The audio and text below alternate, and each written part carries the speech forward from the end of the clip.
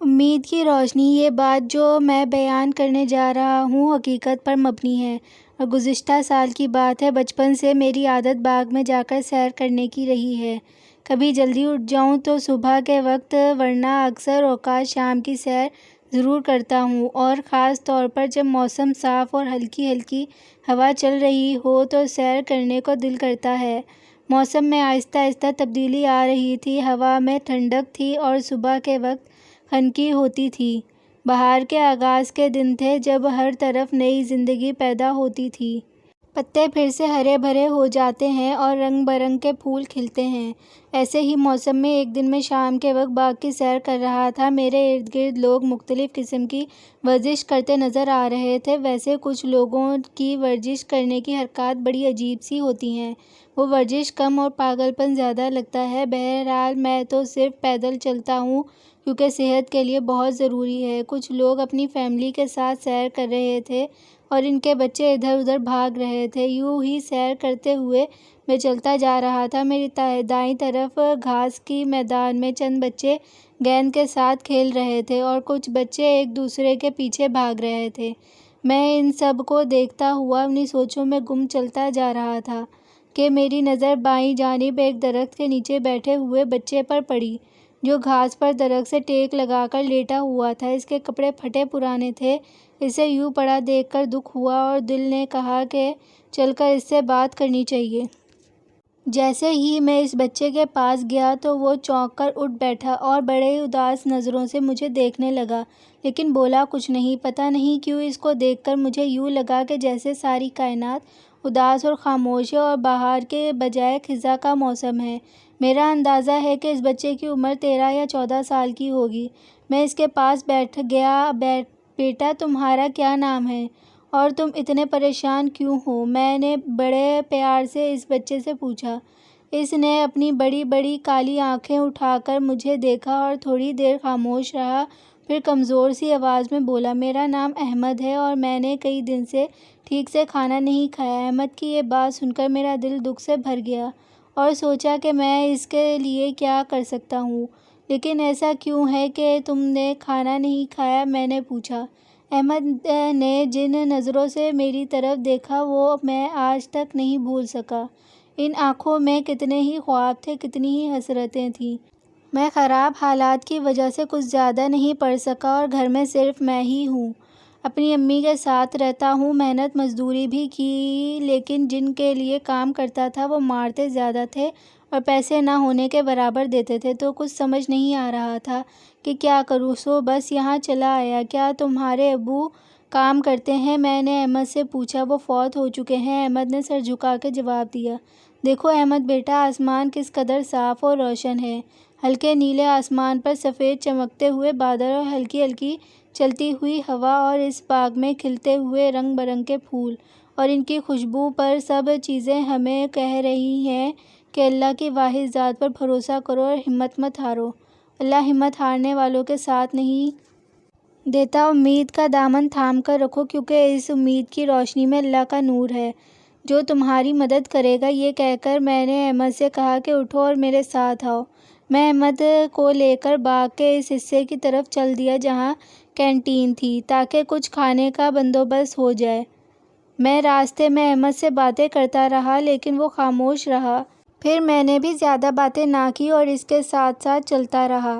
میں نے احمد کا ہاتھ تھام رکھا تھا۔ ہاتھ تھامنے سے اس کے اندر جو اکیلے ہونے کا احساس تھا اور یہ احساس کہ میرا کوئی نہیں ہے وہ کم ہوتا نظر آیا۔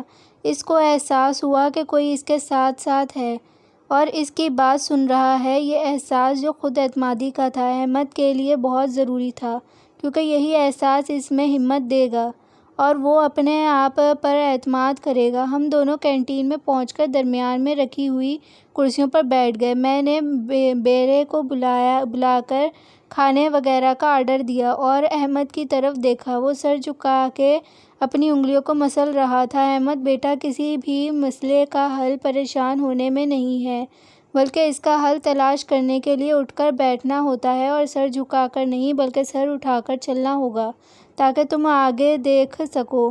میں نے کہا، اچھا اب تم مجھے یہ بتاؤ کہ اسکول میں کہاں تک پڑھے ہو؟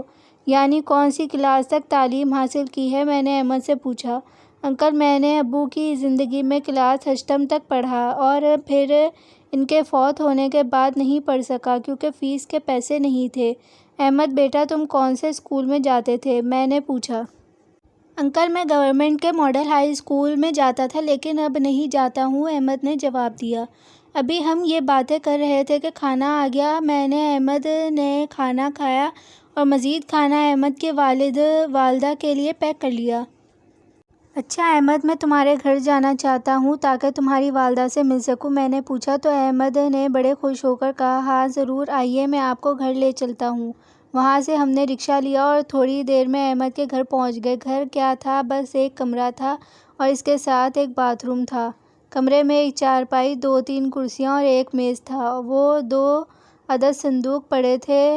بہرحال گھر کی حالت کچھ زیادہ اچھی نہ تھی۔ میں نے آگے بڑھ کر احمد کی ماں کو سلام کیا۔ وہ ایک چارپائی پر بیٹھی ہوئی تھی۔ آپ پریشان نہ ہوں، میں احمد کا دوست ہوں اور آج باغ میں ملاقات ہوئی تو سوچا آپ کو بھی ملتا جاؤں، میں نے کہا۔ میں نے کھانے کا تھیلا احمد کو دیا اور کہا، احمد اپنی ماں کے لیے کھانا پلیٹ میں ڈال دو۔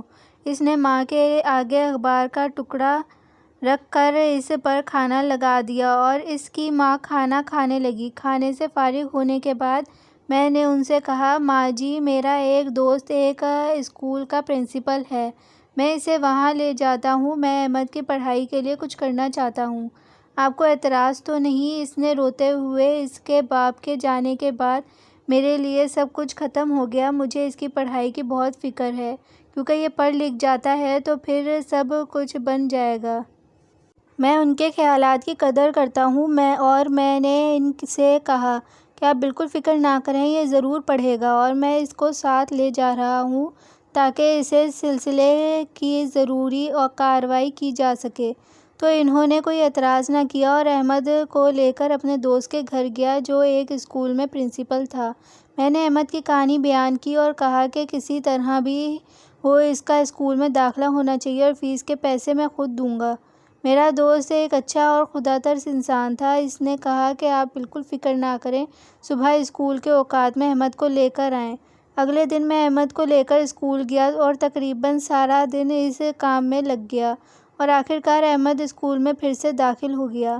میں آپ کو بتا نہیں سکتا کہ وہ کس قدر خوش تھا۔ اسکول کے کام سے فارغ ہو کر احمد گھر جاتے ہوئے راستے میں کپڑوں کی دکان پر رک کر میں نے احمد کے لیے کچھ کپڑے وغیرہ لیے اور اس کی ماں کے لیے بھی۔ گھر پہنچ کر احمد نے جب اپنی ماں کو بتایا کہ وہ اسکول میں داخل ہو گیا ہے تو وہ اس قدر خوش ہوئیں اور رونے لگیں۔ میں نے ان کو دلاسا دیا اور کہا، ماں جی، اللہ کی ذات پاک بڑی بے نیاز ہے، وہ سب کا خیال رکھتا ہے، ہمیں ہمت سے کام لینا چاہیے اور آگے بڑھنے کے لیے محنت کرنی ہوگی۔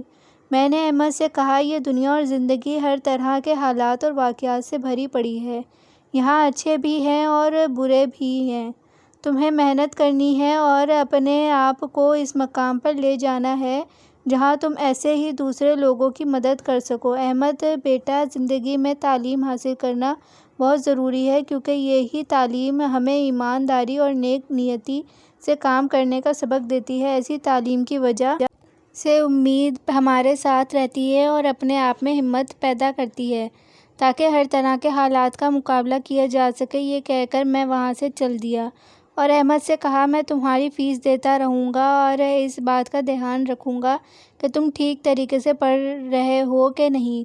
پیارے بچوں، یہ واقعہ بالکل سچا واقعہ ہے، ہمیں دوسروں کی مدد کرنی چاہیے لیکن یہ مدد دیکھ کر اور دھیان سے اپنے بڑوں کے ساتھ لے کر کرنی چاہیے کیونکہ ہمارے ماں باپ زیادہ بہتر جانتے ہیں کہ ہمارے لیے کیا بہتر ہے اور کیا نہیں، کیونکہ اس دنیا میں بہت سے خراب لوگ بھی ہیں جو مدد کرنے کے بہانے آپ کو بہت زیادہ نقصان پہنچا سکتے ہیں۔ اس لیے پیارے بچوں، آپ اپنے ماں باپ کی خدمت کرو اور تعلیم حاصل کرو اور ان کی اجازت کے بغیر گھر سے باہر نکل کر کسی کی مدد نہیں کرنا، یعنی اکیلے ہی مدد کرنے نہیں چل دینا کیونکہ آپ ابھی چھوٹے ہیں اور نہیں جانتے کہ لوگ کیسے ہیں، اس لیے آپ اپنے ماں باپ کو ساتھ لے کر چلنا۔